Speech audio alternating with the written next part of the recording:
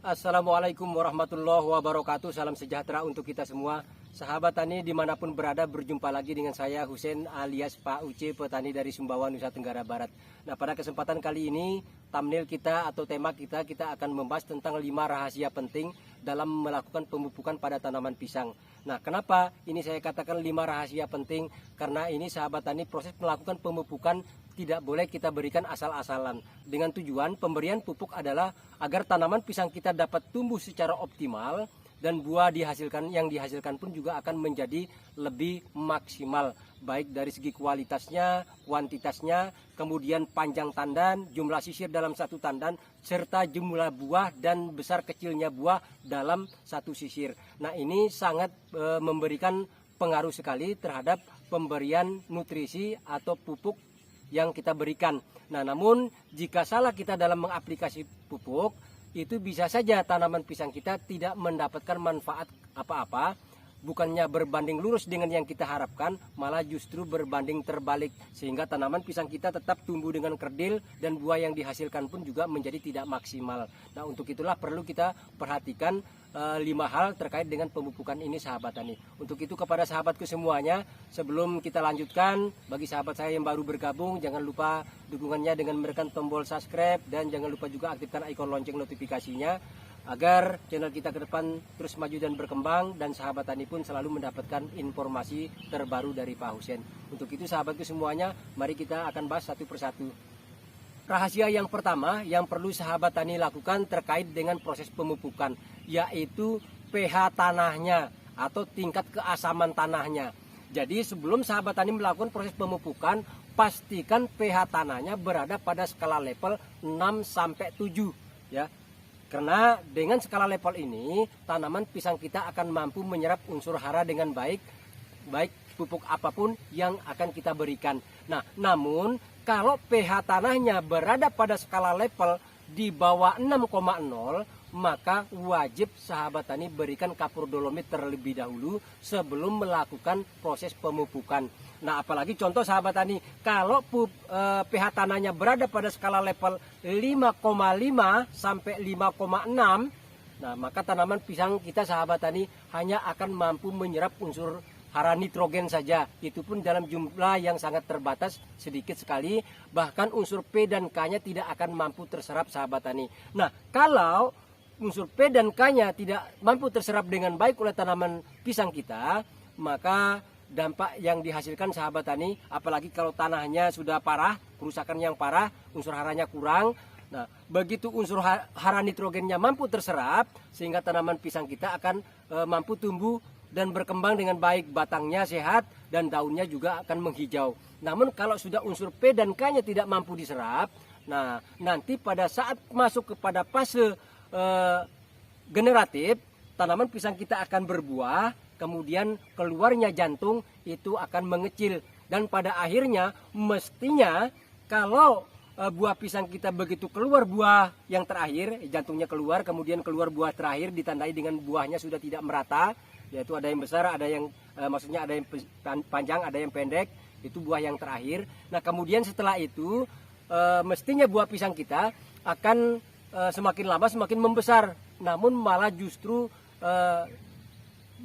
pertumbuhannya akan tetap kerdil. Bahkan yang lebih parahnya lagi sahabat tani, kalau unsur hara di dalam tanahnya sudah sangat kurang, bisa saja tanaman pisang kita tadi buahnya semakin lama bukan semakin besar, tetapi justru semakin menguning dan pada akhirnya mengering dan mati, walaupun batang dan daunnya tetap sehat, tetap hijau, tetap segar. Nah, ini kalau unsur P dan K-nya sudah tidak mampu terserap, maka untuk itu perlu sahabat tani berikan kapur dolomit terlebih dahulu. Setelah kita berikan kapur dolomit kurang lebih 2 minggu sampai 3 minggu, baru kita lakukan pemupukan. Dan pemberian kapur dolomit pun sahabat tani harus sesuai dengan dosisnya. Nah, maka cara memberikan kapur dolomit, alatnya seperti apa, cara melakukan pengujiannya, termasuk juga cara menentukan dosis yang tepat pemberian kapur dolomit sudah kita bahas pada 2 video ini.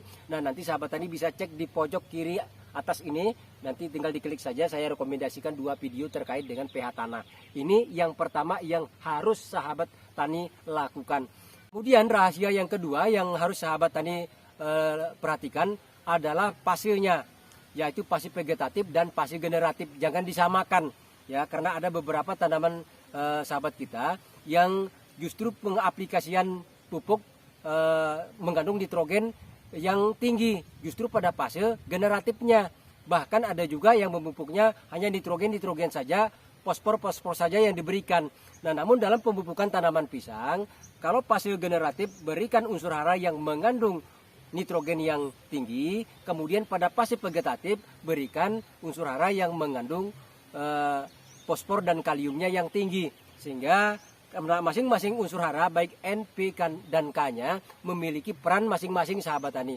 Untuk itu perlu ini dipertimbangkan. Dan dalam pemberian pupuk kepada sahabat tani semuanya, kita bisa menggunakan pupuk majemuk, juga kita bisa menggunakan pupuk tunggal. Contoh saja kita menggunakan pupuk tunggal. Nah, pupuk tunggal ini bisa kita kombinasikan 3 jenis pupuk, yaitu untuk unsur nitrogennya bisa kita dapatkan dari urea atau ZA, kemudian unsur P-nya atau fosfornya bisa kita dapatkan dari SP36, dan unsur K-nya bisa kita dapatkan dari unsur K atau kaliumnya bisa kita dapatkan dari KCl. Nah, 3 pupuk ini seperti ini sahabat tani, ini bisa kita kombinasikan baik di fase vegetatif maupun fase generatifnya. Bisa diberikan perbandingan 2:1:1 masa vegetatifnya, atau juga bisa dibandingkan dibuat perbandingan 1:1:1. Kemudian pada fase generatifnya bisa kita berikan pupuk yang dengan kombinasi 1:2:2. Jadi nitrogennya yang sedikit namun P dan K-nya yang lebih tinggi. Nah, namun sahabat tani, karena pupuk ini sangat sulit kita dapatkan di pasar untuk saat ini, saya tidak tahu di daerah sahabat tani. Nah, maka untuk alternatifnya bisa sahabat tani memberikan pupuk yang berimbang. Nah, seperti ini. Ya, jadi sahabat tani bisa menggunakan pupuk berimbang atau pupuk majemuk.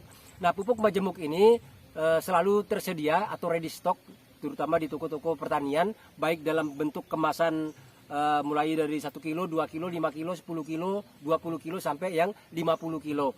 Nah, pupuk ini sahabat tani bisa menggunakan pupuk Mutiara, bisa menggunakan pupuk NPK Plus, bisa menggunakan merek DGW atau juga merek Pak Tani. Yang penting grade fertilizernya sahabat tani harus menggunakan yang berimbang, baik 16-16-16, 15-15-15 atau 17-17-17. Nah, pemberian pupuk majemuk berimbang seperti ini cocok sahabat tani gunakan baik di fase vegetatif maupun di fase generatif. Sehingga pemberian pupuk ini kalau sahabat tani ingin memaksimalkan, bisa juga fase vegetatifnya pupuk yang mengandung nitrogen tinggi dicampur dengan NPK berimbang tadi.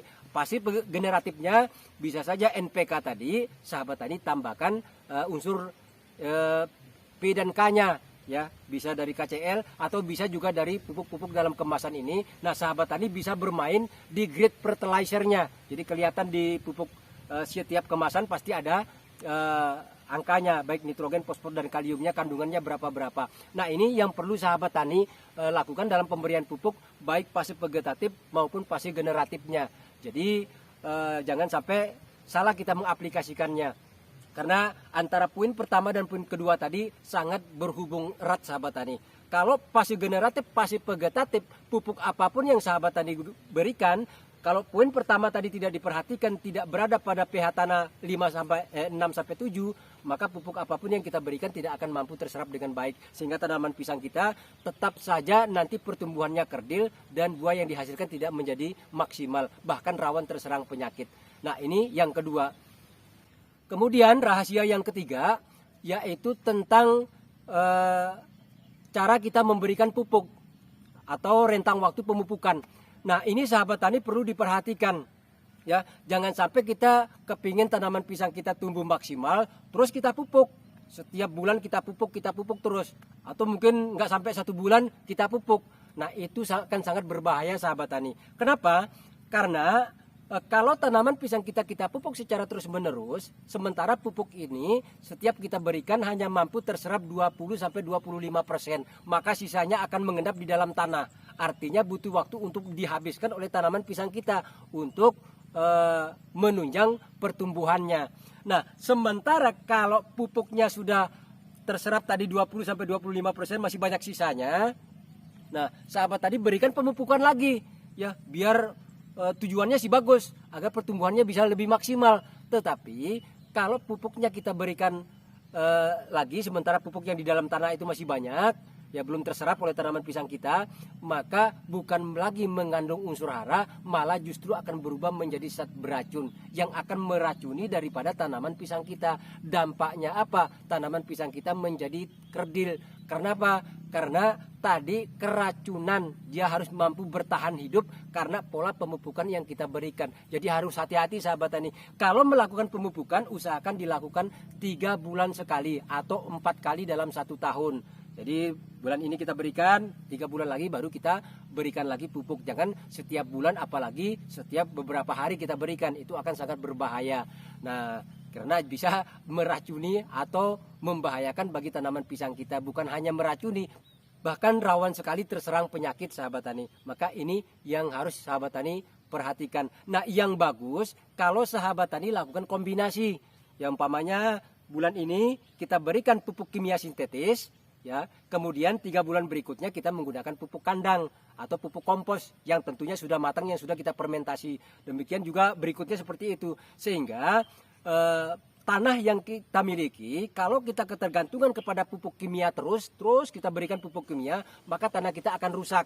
Jasa ternik dalam tanah akan mati semuanya, sehingga berbagai macam jenis serangan hama penyakit, penyebab penyakit seperti virus dan jamur dan bakteri akan mendominasi pada area kebun kita atau tanaman pisang kita.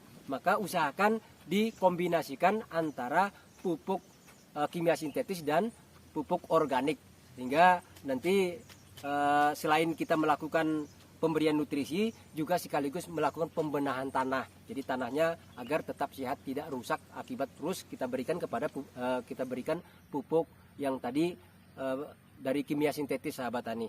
Nah, ini pemupukan yang harus kita lakukan. Nah, rahasia yang keempat, agar tanaman pisang kita akan mampu menyerap unsur haranya dengan baik, maka jangan lupa sahabat tani lakukan pembersihan dulu minimal pada area rumpun pisangnya. Yaitu kita bisa bersihkan 1 meter kali 1 meter atau 1,5 meter kita bersihkan. Jangan ada tanaman-tanaman atau rumput atau gulma-gulma yang liar yang ada di situ. Tujuannya apa? Agar dengan kita memberikan pupuk, ini tanaman-tanaman tadi, gulma-gulma tadi tidak menjadi kompetitor persaing dalam merebut nutrisi pada area tanaman rumpun pisang kita. Ya, jadi harus kita bersihkan dulu dari rumput-rumput. Dan kemudian yang berikutnya juga sahabat tani jangan lupa lakukan penjarangan terlebih dahulu. Jadi anakannya dipangkas, anak yang tidak dibutuhkan, anakannya pisang yang tidak dibutuhkan maksud saya dipangkas terlebih dahulu. Ya, kita tinggal memelihara berapa, 1 anak atau 2 anakan. Nah, sisanya sahabat tani bisa lakukan pemangkasan. Baru kita setelah itu baru kita lakukan pemupukan, sehingga gulmanya tadi atau tanaman liar termasuk anakan pisang yang tidak kita pelihara tidak menjadi pesaing, sehingga indukan yang akan kita persiapkan dan anakan yang kita persiapkan untuk generasi berikutnya akan mampu menyerap unsur hara dengan baik. Nah, ini yang keempat yang harus sahabat tani lakukan. Nah, kemudian poin yang kelima, yang terakhir, ini kebetulan juga banyak sahabat kita yang budidaya tanaman pisang di daerah yang dengan kemiringan tertentu, ya, di lereng gunung atau di kaki gunung dan lain sebagainya yang tanahnya agak cenderung miring. Nah, ini juga sahabat tani pada saat kita lakukan pemupukan, jangan langsung kita pupuk, kita berikan begitu saja. Ya, maka kita juga harus membuat teras. Ya, terasnya kita buat tadi minimal 1 kali 1 meter. Yang bagus kita buat terasnya sekitar 1,5 kali 1,5 meter, baik berbentuk segi 4 maupun berbentuk lingkaran. Ya, tujuannya kalau sahabat tani memiliki tanaman pisang yang memiliki kemiringan tertentu, itu agar pada saat kita lakukan pemupukan, pupuknya bisa terkonsentrasi pada area di situ. Jadi tidak akan mudah tergerus oleh air. Untuk itu perlu sahabat tani buat teras kalau lahannya memang agak miring, sehingga pemberian unsur hara yang kita berikan tadi tidak sia-sia karena mampu terserap dan tertahan oleh teras tanah yang sudah kita siapkan. Tapi kalau dalam kondisi miring begini kita berikan pupuk, apalagi pupuknya kita biarkan begitu saja, nah itu akan berbahaya sahabat tani. Maka dalam pemberian pupuk pun baik di tanah yang datar maupun di tanah dengan kemiringan tertentu yang tadinya kita buat terasnya, kemudian setelah kita pupuk jangan dibiarkan begitu saja, digeletakin begitu saja. Maka harus kita lakukan penutupan. Ya, kita tutup lagi dengan tanah sehingga pupuk ini tadi tidak menguap ke atas, yang pada akhirnya tanaman pisang kita tidak mampu menyerap unsur hara yang diberikan secara maksimal karena banyak yang terbuang. Nah, inilah sahabat tani 5 rahasia penting yang menurut saya sangat berkaitan erat dengan pola pemupukan, di samping itu dengan hubungan erat dengan proses pertumbuhan dan pembuahan daripada tanaman pisang kita. Mudah-mudahan informasi ini bisa bermanfaat, dan jika masih ada yang kurang jelas bisa sahabat tani meninggalkan pesan melalui kolom komentar. Untuk itu terima kasih atas segala perhatiannya dan mohon maaf atas segala kekurangannya. Wassalamualaikum warahmatullahi wabarakatuh. Salam sejahtera dan sukses selalu untuk kita semua.